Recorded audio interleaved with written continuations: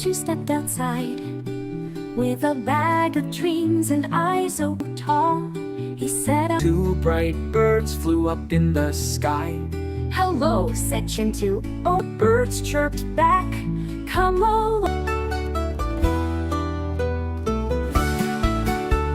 Monkey swinging free, laughing. "Hello there, friends, want to play hide and seek?" They grinned like little rainbows taking flight. Five shiny fish in a sparkling pond.